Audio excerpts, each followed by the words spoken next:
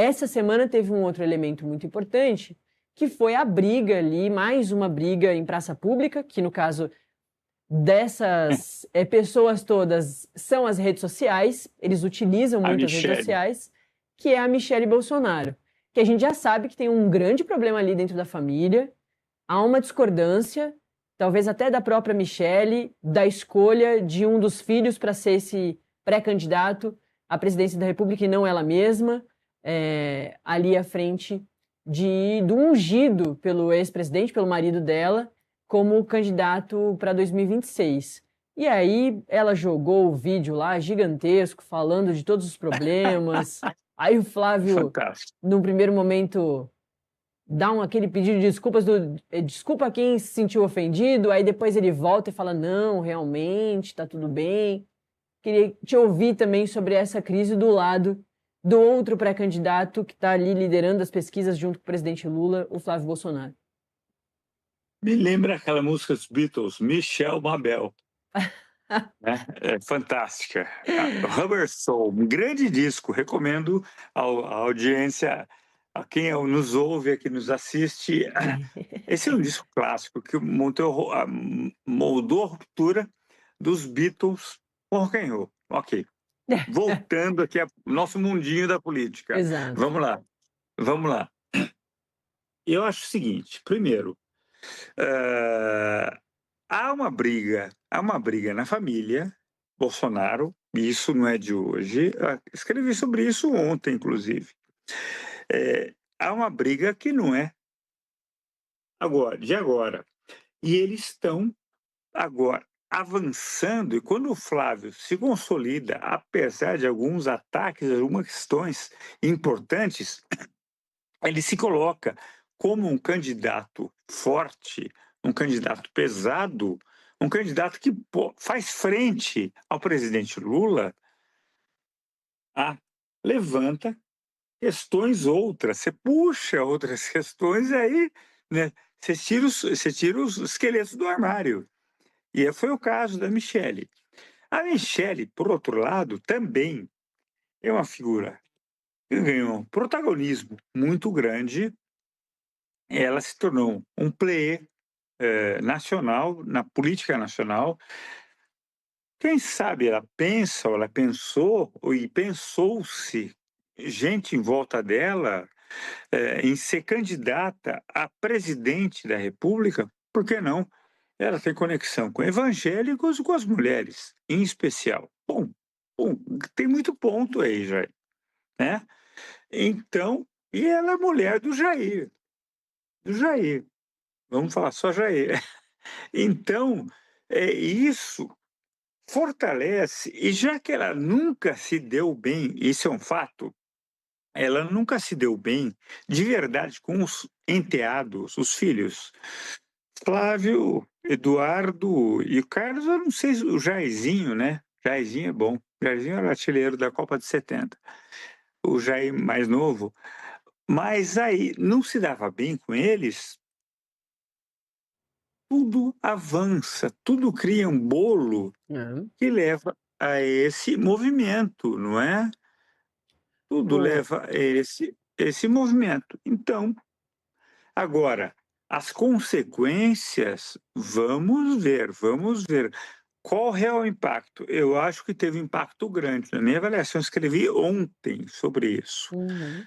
Vai ter um impacto grande sobre a campanha. Posso quebrar a cara, inclusive, né? Mas eu botei no papel. Vai ter uma consequência grande sobre a pré e a eventual candidatura do Flávio. E isso vai pegar. Se não se acertarem de verdade, porque evangélico é com ela, e os evangélicos olham e são estratégicos para as eleições, eles olham de soslaio, vamos dizer assim, para o Flávio. E as mulheres também, que são calcanhar de Aquiles, né? É outra questão. Ele pega muito mal com as mulheres, ele tem que ganhar esse voto para ter chance real de ganhar a eleição, de fazer frente ao presidente Lula, e aí fica difícil. Ô, André, acho que esse ponto é muito importante. Queria falar contigo ainda mais sobre isso, sobre esses dois pontos, na verdade.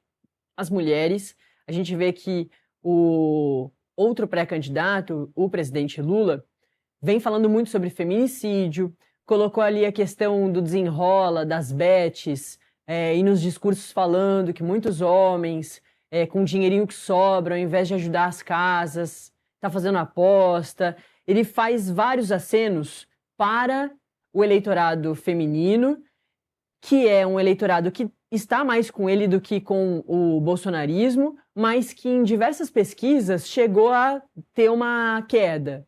Esse eleitorado e também o eleitorado jovem, mas o eleitorado feminino é o maior eleitorado, né? A maior parte, tem mais mulheres do que homens votantes, inclusive que vão mais às urnas eletrônicas ao longo do processo eleitoral brasileiro. Então, eu acho que é interessante da gente reforçar isso, porque a Michelle, como você muito bem pontuou, é uma figura feminina, tem todo esse trabalho, né? Ela que cozinha para o ex-presidente Jair Bolsonaro, principalmente agora nessa fase em que ele tem ali uma dieta muito específica por causa da saúde dele, levava essa comida para a Superintendência da Polícia Federal, para a Papudinha, tinha toda essa relação, né, da mulher dentro da família, dessa família tradicional. Então tem também todo um aceno para as mulheres religiosas, para as mulheres evangélicas, que é esse combo que muito poderoso para o Brasil, que você já colocou aí, que é o que a É. Michelle traz.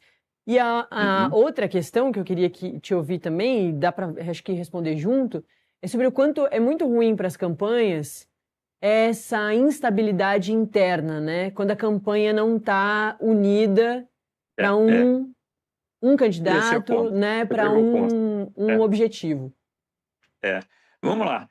A Michelle, primeiro, eu não citei aqui, e você bem colocou aí, a Michelle é presidente do PL Mulher. Ponto. Ela tem uma expansão que ela tem dado nos últimos meses, último ano, não sei. É impressionante. Ela ganhou um espaço grande. E ela é evangélica, muito mais do que o Flávio. E dada a má relação entre a família, dentro da família, isso só fica mais claro, né? Mais evidente. Ponto. Então, a gente tem questões muito mais complexas, interessantes. Eu não sei como você pode falar, mas o jogo está dado. O jogo está dado e, assim, o que vai acontecer? Não sei, não sei. Nós temos um momento em tese, aonde em tese o presidente Lula está à frente do Flávio, uma diferença confortável. Até muita gente fala, não, vai ser primeiro turno. Eu não acredito no primeiro turno. Primeiro turno, não. Sempre vai ter um segundo turno no Brasil, tirando a época do Fernando Henrique. É muito complicado isso. E a partir dessa realidade, vamos enfrentar. É um contra um, e assim, esse momento de conflagração de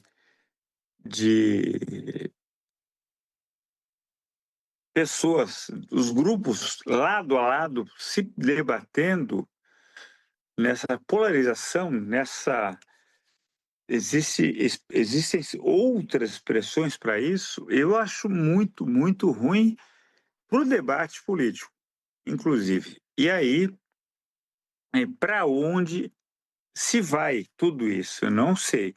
Nós não chegamos ainda às convenções, estamos em plena Copa do Mundo, todo mundo olhando. Segunda-feira o Brasil pega o Japão, inclusive, né? 2 da tarde, é um feriado nacional praticamente, né? E depois disso, o que a gente vai ver? Depois das convenções, alianças formadas, e mesmo alianças formadas, nós teremos questões muito importantes. Por exemplo, PSD. Um exemplo que eu dou. O PSD do Kassab, que tem um candidato, o Caiado. né? Até hoje, um pré-candidato, o Caiado, formalmente. O Caiado é pré-candidato, o PSD apoia, em tese, as teses do Flávio e de muitos aliados dele pelo país, só que na Bahia, com, com um pessoal lá, no Amazonas, com o Marazias, no Rio de Janeiro, com o Eduardo Paes, e aonde mais? Até rimou. Eduardo Paes, com onde mais? Aonde se vai? Aonde se vai? Quer dizer, não existe uma coerência, uma consistência partidária que leve a falar, ó, esse partido está comigo até o fim. Não existe isso. Isso é uma coisa importante nessa eleição. A fragmentação partidária, pensa nisso. A atual fragmentação que cresceu nos últimos 10 anos, vamos lá, 16 para cá, 16 a 26, ela mudou o jogo político. E é até a atuação e a negociação política que você faz, inclusive do governo federal. Pensa nisso.